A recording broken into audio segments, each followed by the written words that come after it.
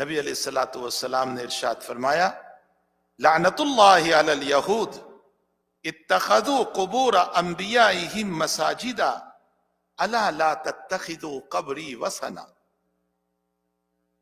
اللہ کی لعنت ہو یہودیوں پر، انہوں نے اپنے نبیوں کی قبروں پر سجدہ کیا، خبردار خبردار میری قبر پر کبھی سجدہ نہ کرنا۔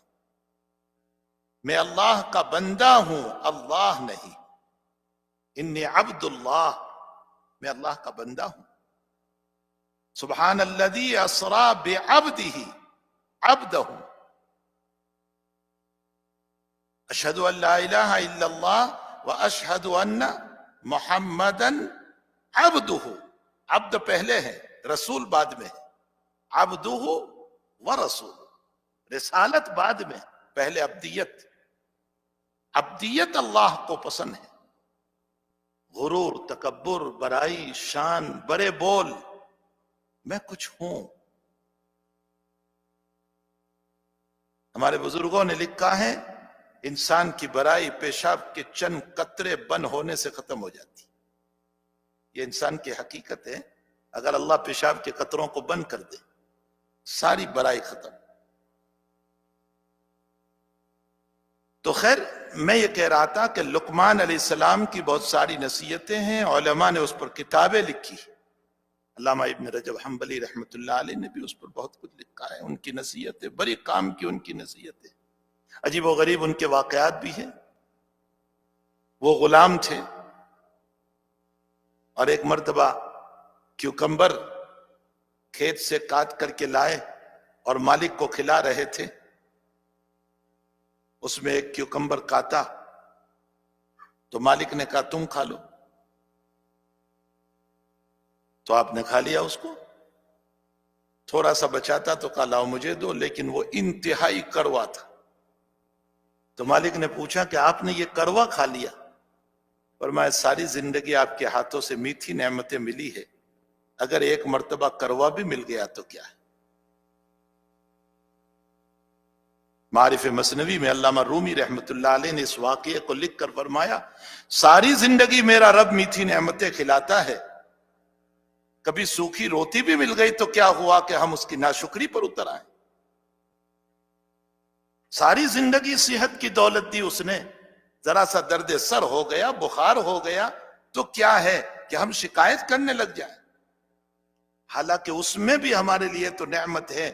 نبی کریم صلی اللہ علیہ وسلم نے فرمایا مومن کی مثال ایسی ہے جیسا کہ زمین سے نکلنے والا چھوٹا سا پودا، ہوا جب چلتی ہے کبھی ادھر گرتا ہے کبھی ادھر گرتا ہے پھر کھڑا ہو جاتا ہے۔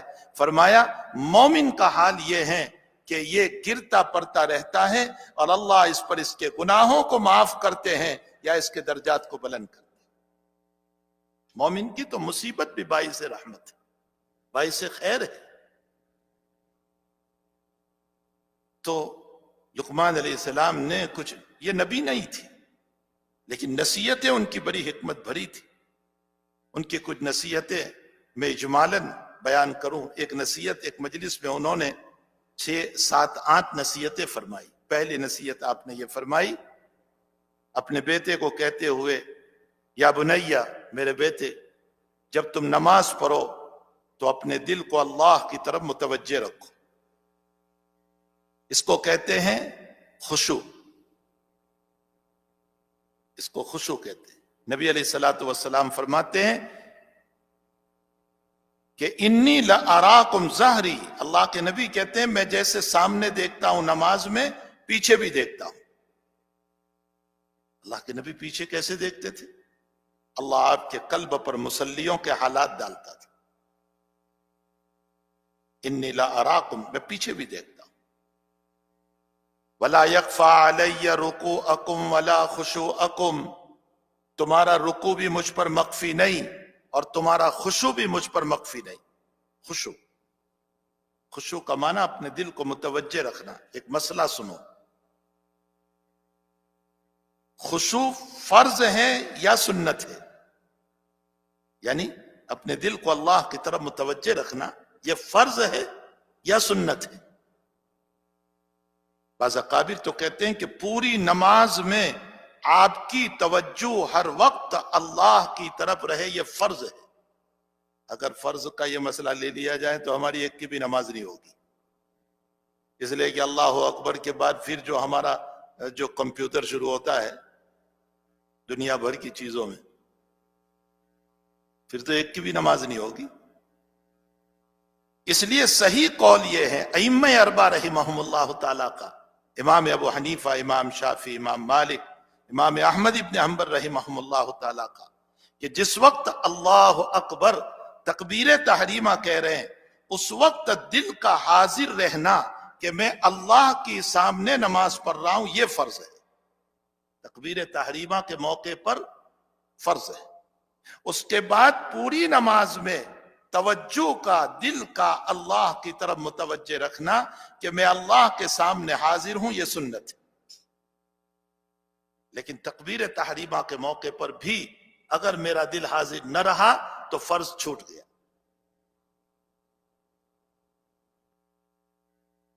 تو فرمایا کہ جب نماز پر میرے بیٹے تو تیرا دل اللہ کی طرف متوجہ ہونا چاہیے۔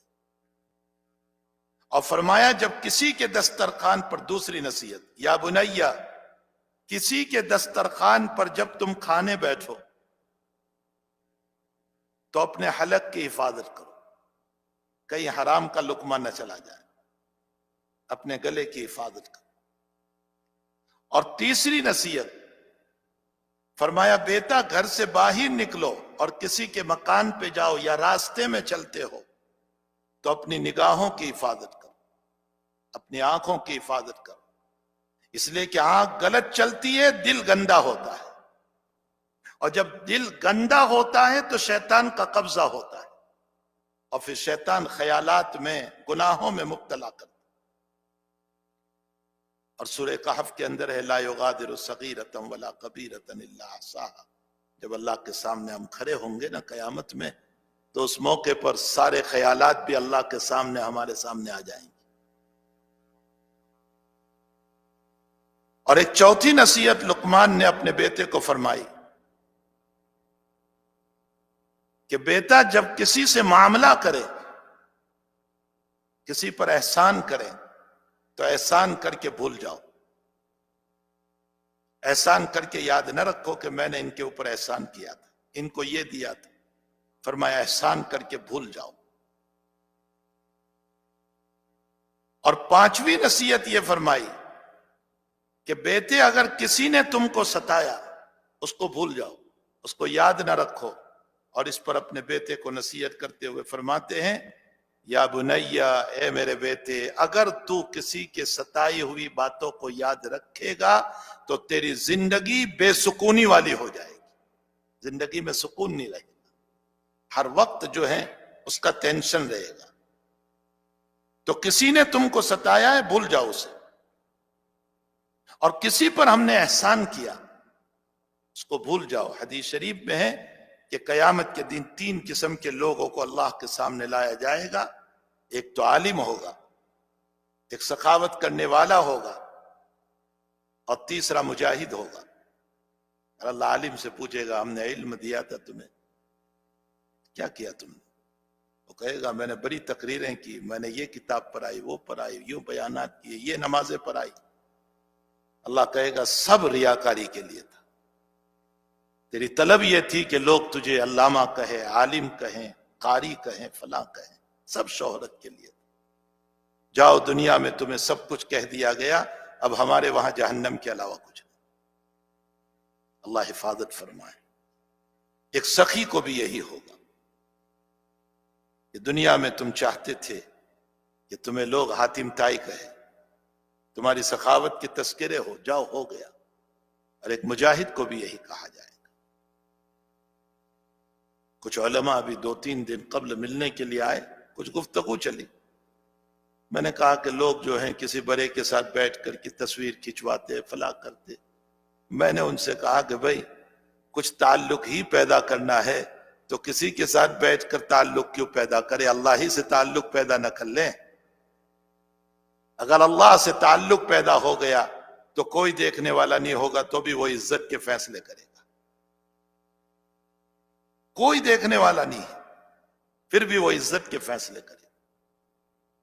تو لقمان حکیم نے فرمایا اگر کسی پر تم نے احسان کیا بھول جاؤ اس کو، اب اس کو یاد نہ رکھو، چاہے وہ تمہارے ساتھ غلط معاملہ کرے. احسان کے بعد بہت سی مرتبہ سامنے والا غلط معاملہ کرتا ہے، کوئی رشتہ دار اچھا معاملہ نہیں کرتا، لیکن تم اپنے احسان کو بھول جاؤ، اس لیے کہ تم نے جو کیا ہے وہ اللہ کے لیے کیا ہے، اس کے لیے نہیں کیا. اور جو چیز اللہ کے لیے کی ہے وہ اللہ تمہیں ضرور دینے والا ہے. اور ایک نصیحت فرمائی کہ کسی نے تم کو ستایا پریشان کیا بھول جاؤ اس کو. اور ایک نصیحت آپ نے یہ فرمائی موت کو کبھی فراموش نہ کرنا، اس لیے کہ تیری زندگی کا آخری حصہ موت ہے، اس کو کبھی بھولنا مت، ہمیشہ زندگی میں اس کو یاد رکھنا. میں نے کل رات ہی مجلس میں ایک بات کہی کہ پوری دنیا جو ہے نا دو صفتوں کے بیچ میں ہے، ایک خوف اور ایک امید. خوف امید. میں جاب کر رہا ہوں، میں بزنس کر رہا ہوں، میں دکان پہ جا رہا ہوں، کیوں؟ خوف ہے مجھ کو کہ اگر نہیں کروں گا رینٹ کیسے بھروں گا، مکان کا پیسہ کیسے بھروں گا، گھر والوں کو کیسے، خوف ہے. اور امید ہے کہ پیسے کماؤں گا زندگی اچھی گزرے گی. خوف امید. میں بیمار ہو گیا، ڈاکٹر نے کہا آپریشن کرنا پڑے گا، کاٹنا پڑے گا، آپ کی دونوں انگلیاں اگر نہیں کاٹی تو انفیکشن بڑھے گا. میں کہتا ہوں خوشی سے کاٹ لو، اور اوپر سے پیسے بھی دیں گے، کاٹنے کے پیسے. آپ کہیں گے ہمارے وہاں پیسے نہیں ہیں. جی آپ نہیں دیتے، گورنمنٹ تو دیتی ہے پیسے، ڈاکٹر کو پیسے بھی دیتے ہیں، شکریہ بھی ادا کرتے ہیں انگلی کاٹنے پر، جزاک اللہ آپ نے آپریشن کر دیا. کیوں ہم نے آپریشن کرایا؟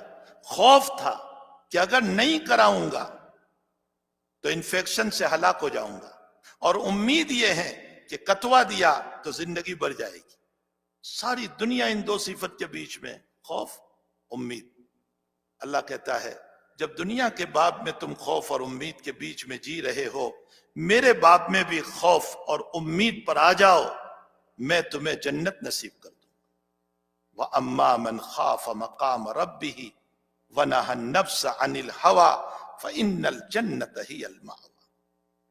وَأَمَّا مَنْ خَافَ، جو اپنے رب کے سامنے حاضر ہونے سے ڈرا اور اپنے نفس کو روکا گناہوں سے، برائیوں سے، اللہ کہتا ہے میں گارنٹی دیتا ہوں کہ میں تمہیں جنت نصیب کروں گا. فَإِنَّ الْجَنَّةَ هِيَ تَتَجَافَىٰ جُنُوبُهُمْ عَنِ الْمَضَاجِعِ يَدْعُونَ رَبَّهُمْ خوفاً وطمعا. اللہ کے نیک بندے رات میں اپنی نیند کو قربان کر کے تہجد کے موقع پر کھڑے ہو کر اللہ کے سامنے کھڑے ہو جاتے ہیں. خوف بھی ہے اللہ کا کہ کہیں پکڑ نہ کر لے، امید بھی ہے کہ وہ مجھے معاف کر دے گا. خوفاً وطمعا. اسی لیے نبی اکرم صلی اللہ علیہ وسلم نے فرمایا کہ انسان جب تہجد کے لیے کھڑا ہوتا ہے تو وہ 3 محبوب کو چھوڑتا ہے. 3 محبوب. ایک تو نیند محبوب ہے، اس کو قربان کیا. ایک نرم نرم بستر، اس کو قربان کیا. ایک اپنی بیوی محبوب تھی، اس کو چھوڑ دیا. اور 3 محبوبوں کو چھوڑ کر جب اللہ کے سامنے کھڑا ہوتا ہے تو اللہ کہتا ہے جب تو محبوبوں کو چھوڑ کر آیا تو تیرے رب کی محبت بھی دیکھ لے کہ اس وقت تو جو مانگے گا میں تجھے عطا کر دوں گا. وَبِالْأَسْحَارِ هُمْ يَسْتَغْفِرُونَ. حل میں مستغفر، حل میں مسترزق. وہ خود کہہ رہا ہے کوئی رزق کا مانگنے والا میں دے دوں، ہے کوئی عزت کا مانگنے والا میں عطا کروں. کیوں؟ تو اپنے محبوب کو قربان کر کے آیا ہے. تو فرمایا موت کو ہمیشہ یاد رکھ. اور 7ویں نصیحت فرمائی اللہ کے ذکر کو کبھی نہ چھوڑنا. لا تنس ذکر اللہ یا بنی لا تنس ذکر اللہ. اے میرے بیٹے اللہ کے ذکر کو کبھی نہ چھوڑنا. اگر تو ذاکر بن کر رہا تو اللہ تجھے بھی یاد کرتا رہے گا. تو نے اللہ کو یاد کیا. اس لیے حسن بصری رحمت اللہ علیہ سے کسی نے سوال کیا کہ اللہ مجھ کو یاد کرتا ہے، اس کی نشانی کیا ہے؟ مجھے اللہ یاد کرتا ہے، اس کی کوئی نشانی ہے؟ تو حسن بصری نے فرمایا کہ اس کی نشانی یہ ہے کہ جب تو اللہ کا ذکر کر رہا ہے نا تو سمجھ لے کہ اللہ بھی تجھ کو یاد کر رہا ہے، اس لیے کہ اس نے قرآن میں کہا ہے فَاذْكُرُونِي أَذْكُرْكُمْ، تم مجھے یاد کرو میں تمہیں یاد کروں گا۔ ہم نے جب کہا اللہ تو اللہ کہتا ہے میرے بندے میں حاضر ہوں، جب ہم اس کو یاد کرتے تو وہ بھی یاد کرتا۔ اسی لیے وقت نہیں ہے، ایک مختصر روایت جو لمبی روایت ہے بخاری شریف کی، فرشتے گھومتے رہتے ہیں اور جب ذکر کی، جیسے یہ ذکر کی مجلس ہے تو فرشتے اس کے چاروں طرف کھڑے ہوتے ہیں، اور جب اس مجلس کے ختم پر اللہ کے پاس جاتے ہیں تو اللہ تعالیٰ اپنے بندوں سے متعلق فرشتوں سے پوچھتے ہیں کہاں سے آئے؟ وہ کہتے ہیں دارالسلام سے آیا۔ کہا اچھا وہ کیا کر رہے تھے میرے بندے؟ کہا تیرا ذکر کر رہے تھے، تیرا تذکرہ ہو رہا تھا، تیری یادیں ہو رہی تھی، تیری رحمتیں بیان ہو رہی تھی۔ اچھا کچھ مانگ بھی رہے تھے؟ کہا جنت مانگ رہے تھے۔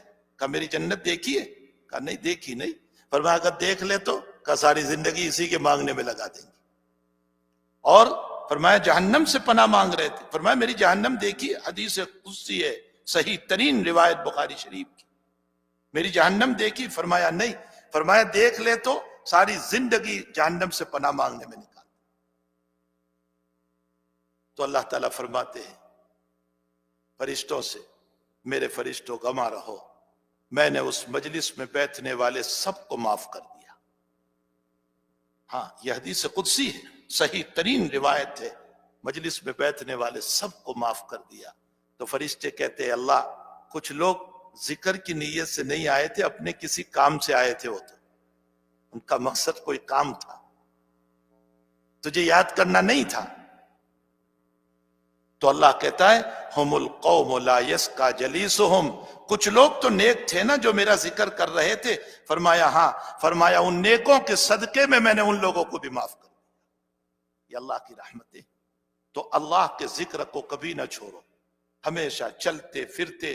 سیدنا موسیٰ علیہ السلام نے فرمایا کہ اللہ تیرا افضل ذکر مجھے بتا دے۔ فرمایا لا الہ الا اللہ۔ تو موسیٰ کہنے لگے کہ اللہ یہ تو سارے ہی پڑھتے ہیں یہ سب، لا الہ الا اللہ لا الہ الا اللہ، میں تو کوئی خاص ذکر چاہتا ہوں۔ فرمایا موسیٰ یہ میرا خاص ہی ذکر ہے، لیکن میں نے اس کو عام کر دیا ہے، یہ اتنا زبردست ذکر ہے۔ اب ہم گاڑی چلا رہے ہیں لا الہ الا اللہ پڑھ رہے ہیں، چل رہے ہیں لا الہ الا اللہ پڑھ رہے ہیں۔ درود شریف ایک زبردست اللہ کے حبیب پاک صلی اللہ علیہ وسلم کے لیے دعا ہے۔ چلتے پھرتے اٹھتے بیٹھتے اگر ہمارا ورد ہوگا، ہماری زبان ذکر سے بھری ہوگی، انشاءاللہ موت کے موقع پر شیطان ہزاروں آ جائیں لیکن ہماری زبان لا الہ الا اللہ سے تر ہوگی۔ اللہ مجھے اور آپ کو ان باتوں پر عمل کی توفیق عطا فرمائے۔ وصلی اللہ علی النبی الکریم برحمتک یا ارحم الراحمین۔